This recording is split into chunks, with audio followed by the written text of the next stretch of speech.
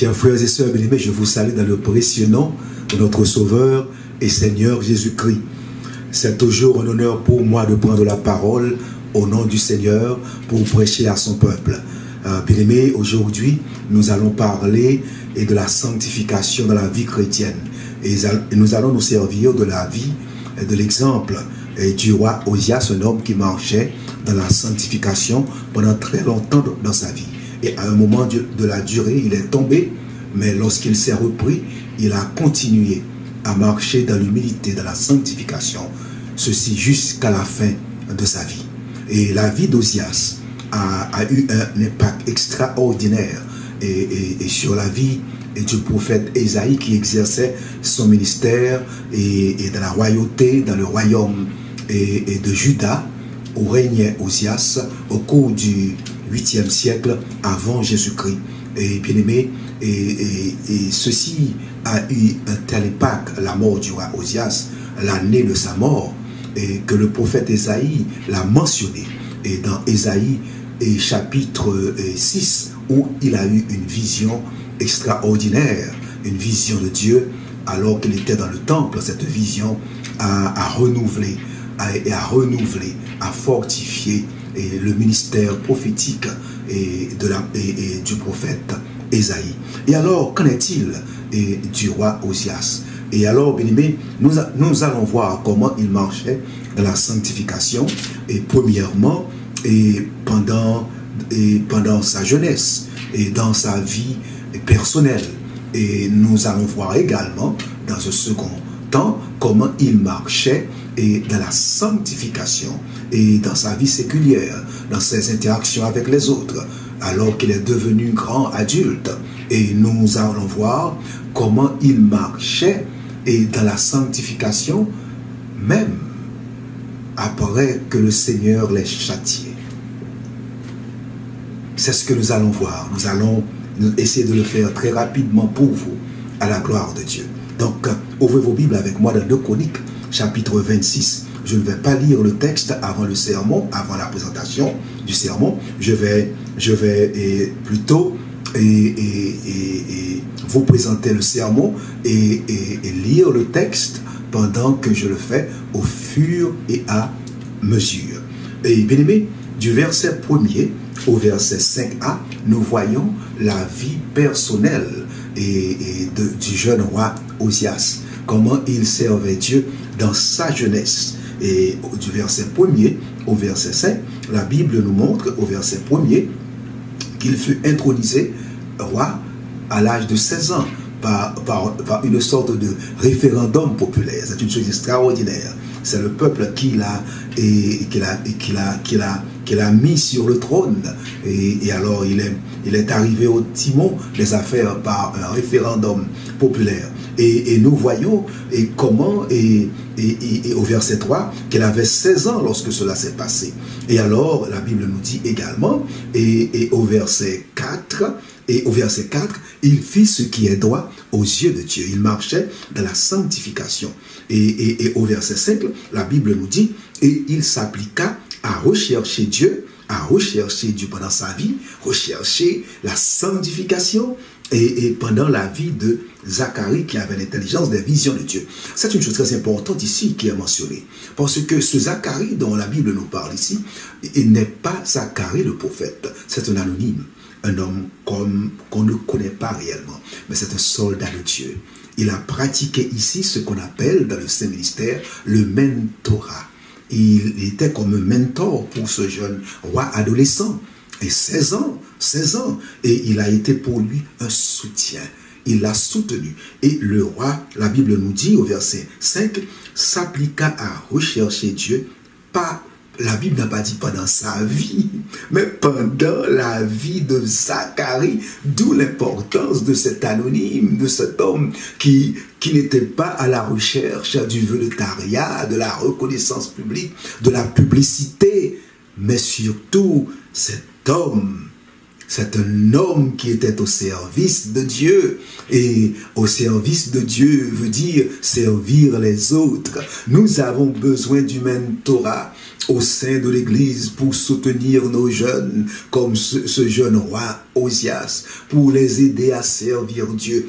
Car le plus fort, la Bible nous dit, doit soutenir le plus faible. Il faut l'aide mutuelle au sein de l'Église, l'entraide au sein de l'Église. C'est ce que nous avons vu. Et à cause de ce mentorat, et nous avons vu que la Bible nous dit qu'Osias marchait dans la sanctification dans sa vie privée. C'est comme l'apôtre Paul a dit au jeune pasteur Timothée, que personne ne méprise ta jeunesse, mais sois un modèle pour les fidèles. Non seulement il servait Dieu dans sa vie privée pendant sa jeunesse, mais la Bible nous dit également, et au second point, qu'il servait Dieu, qu'il marchait dans la sanctification dans sa vie séculière. Ah oui, la sanctification, il faut y persévérer, il faut persévérer dans la sanctification, il faut marcher dans la sanctification. Car notre sanctification n'est pas comme celle de Dieu. Dieu est totalement, parfaitement, entièrement saint. Dieu n'a ni commencement ni fin de vie. Car le mot sanctifié, le mot sainteté, c'est le mot Kodesh en hébreu, qui veut dire coupé, séparé, mis à part. Dieu est différent de toutes les autres divinités, de cela qu'on appelle Dieu, qui au fond ne le sont pas, nous le savons. Et alors Dieu est différent, non seulement dans sa divinité, mais Dieu est différent dans sa puissance, car il est tout puissant dans les cieux comme sur la terre. Dieu est bon. Et il est saint de sa bonté, car sa bonté n'est pas comme celle des hommes. Il est totalement différent, mis à part, sacré, séparé, saint dans sa miséricorde, car sa miséricorde n'est pas comme celle des hommes. Et Dieu est même saint dans sa sainteté, car sa sainteté est différente de toute autre sainteté. Donc nous ne sommes pas comme Dieu. C'est pourquoi nous devons marcher quotidiennement dans la sanctification, essayer de servir Dieu. Et le mentorat est très important, bien-aimé. L'aide, l'entraide, l'aide mutuelle, et nous l'avons vu ici, bien-aimé, car tout homme n'est que faiblesse.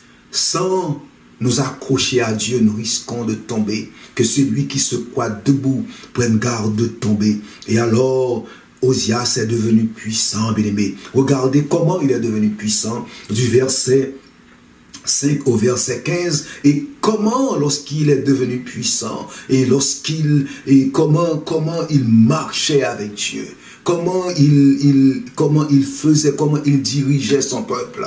Et parce qu'il dirigeait dans la sanctification, il a prospéré. Il a progressé, bien-aimé. Et c'est normal, si nous servons Dieu dans notre vie personnelle, normalement, cela va se refléter dans notre vie publique, dans notre vie extérieure. Ne soyons pas comme ceux qui sont pieux en apparence à l'église, qui disent tout bas, comment allez-vous mon frère, comment allez-vous ma soeur, qui sont gentils, bons, généreux lorsqu'ils sont avec les autres ou à l'église.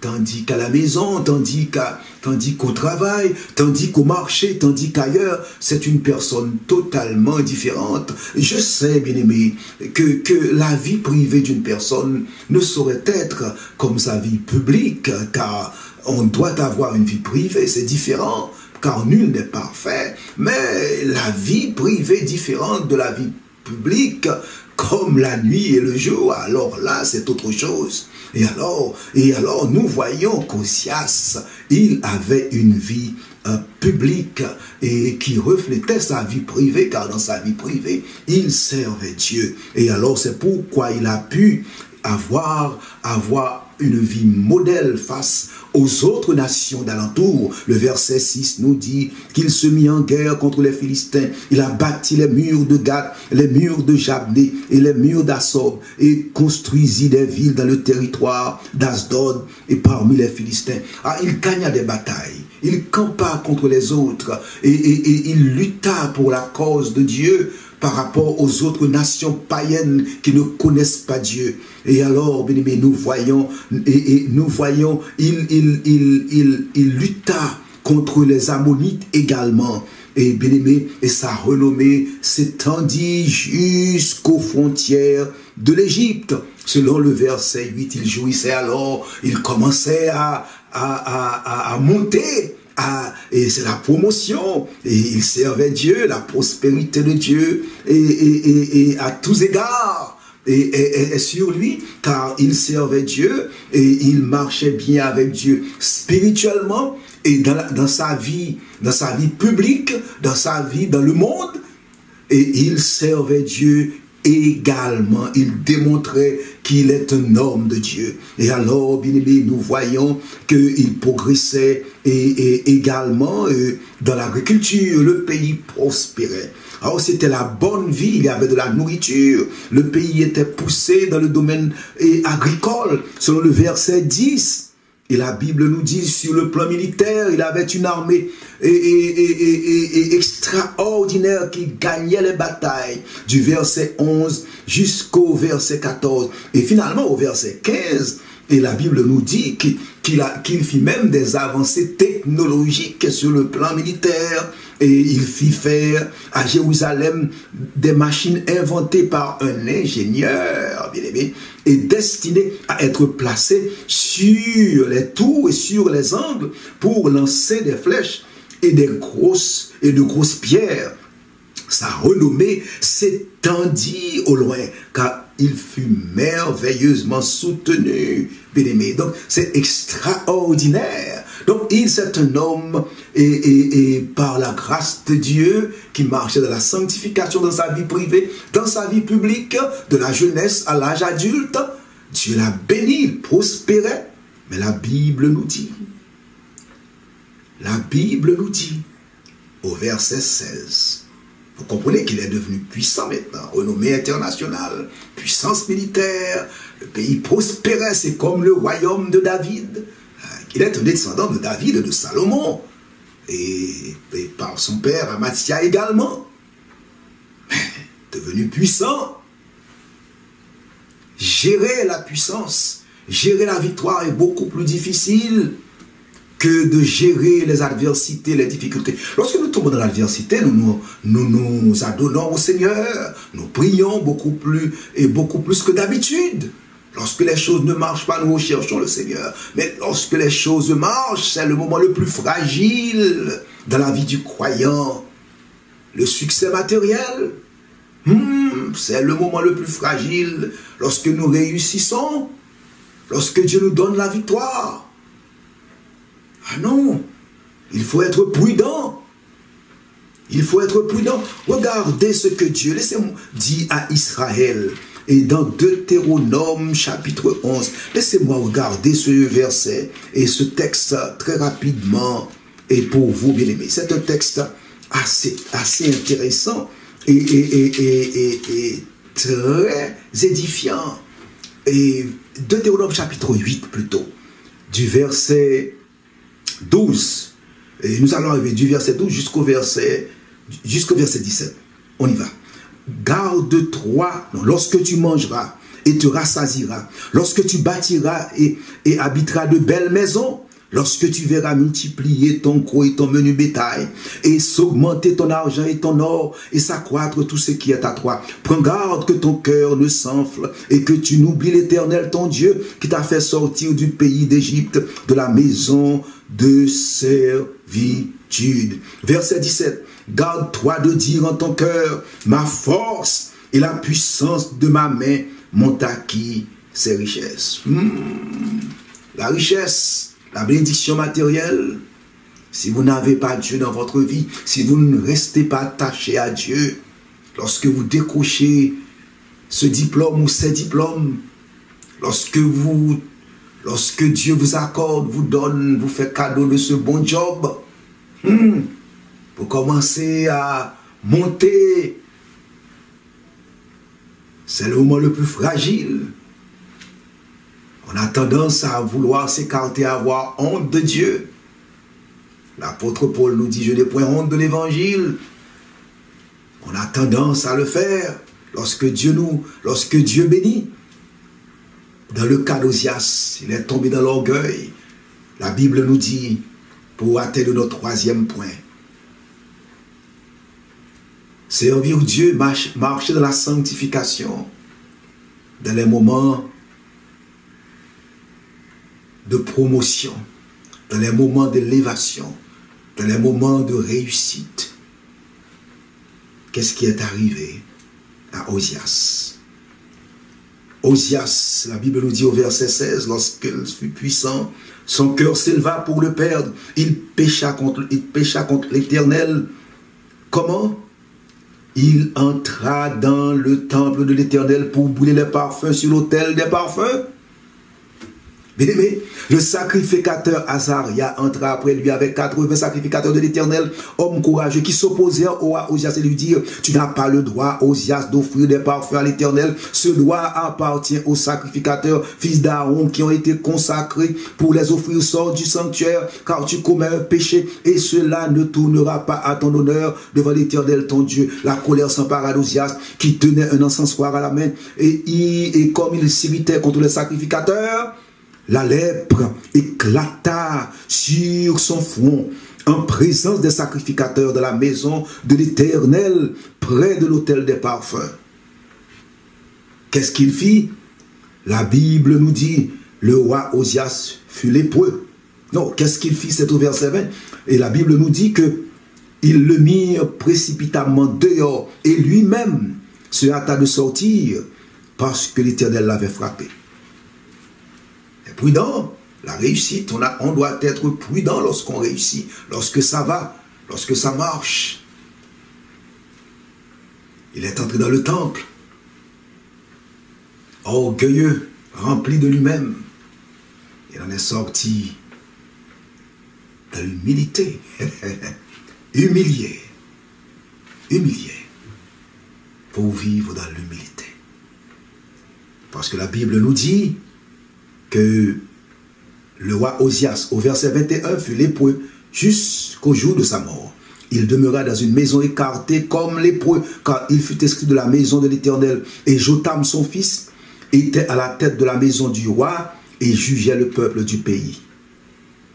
Ozias se coucha avec ses pères et on l'enterra avec ses pères dans le champ de la sépulture des rois, car on disait il est lépreux, et Jotam, son fils, régna à sa place. Donc, il s'est repris dans un sens. Il a accepté son sort. Car à qui d'autre crier, vers qui d'autre aller, sinon que Dieu.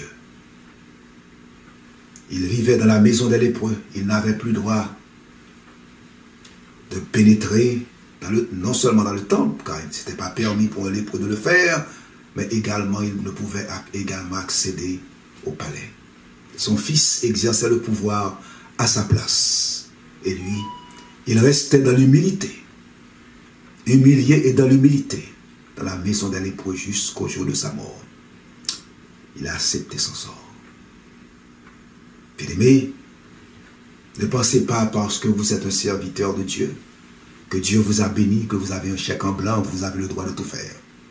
Ne pensez pas parce que Dieu, dans son plan, vous a donné la promotion en tant que serviteur de Dieu. Et peut-être vous avez une église qui a beaucoup de membres. Mais ne pensez pas pour cela que vous avez une relation spéciale avec Dieu. Vous n'êtes pas égal aux autres.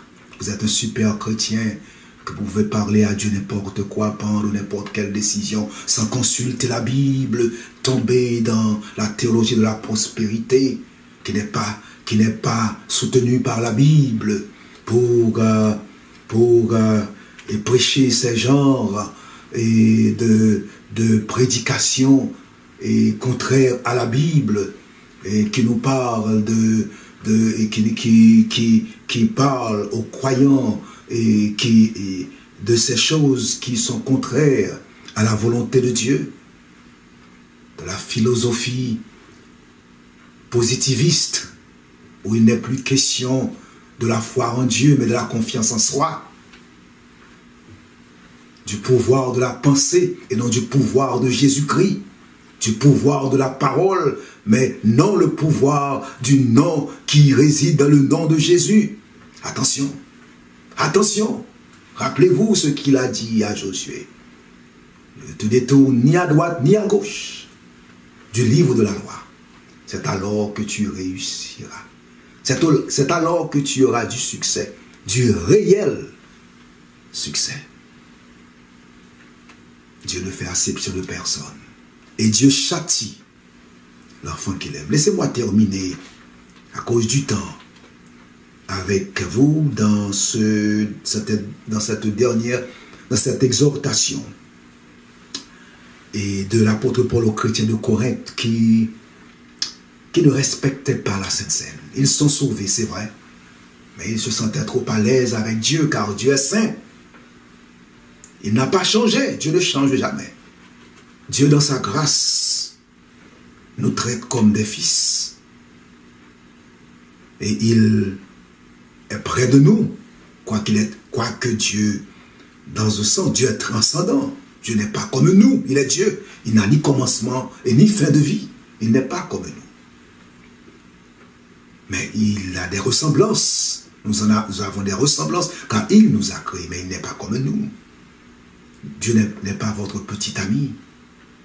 Vous ne pouvez pas lui parler n'importe comment.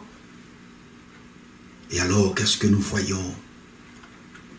L'apôtre Paul dit aux Corinthiens dans 1 Corinthiens chapitre 11, parce qu'à l'occasion de la Sainte Seine, qui devait être un service au cours duquel le peuple honorait Dieu, et c'est un mémorial, c'est un mémorial qu'on rend à Jésus-Christ.